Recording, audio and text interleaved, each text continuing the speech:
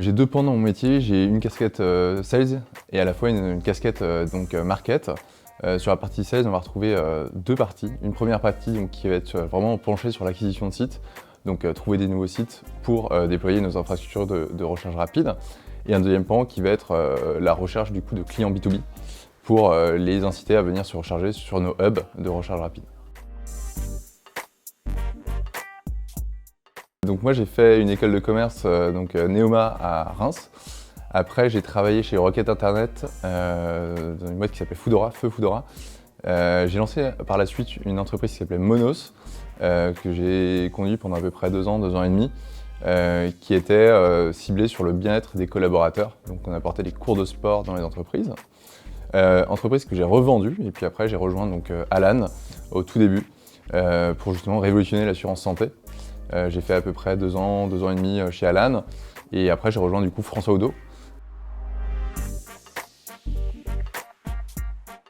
Je pense que c'est comme dans toute petite structure comme la nôtre, il faut être très autonome, proactif, très organisé.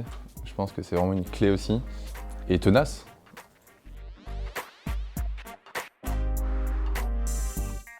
Un conseil pour réussir chez Bump, c'est avant tout d'être passionné par la mission de Bump et d'avoir envie de faire bouger les lignes et de faire croître la mobilité électrique en France. Je pense que c'est très important. Une deuxième qualité qu'il faut avoir chez Bump, je pense, c'est effectivement cette proactivité, le fait d'être hyper impliqué dans ses projets, de lancer de nouveaux projets, d'y aller tous les jours avec la même motivation et la même envie. Et enfin, une troisième qualité, je pense, c'est la rigueur et l'organisation dans son travail. C'est hyper important. Chez Bump, le process il est assez structuré. On va retrouver 4 étapes. La première étape, donc, ça va être ce qu'on appelle le screening, ça va être 30 minutes d'échange avec le candidat de façon informelle pour valider un premier fit.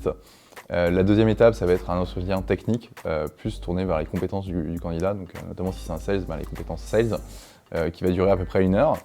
Une troisième étape, qui va être du coup ce qu'on appelle un entretien RH chez nous, un entretien comportemental, où là c'est vraiment plus discuter sur le candidat de façon un peu plus globale, sur ses expériences passées, sur ce qui le motive au quotidien.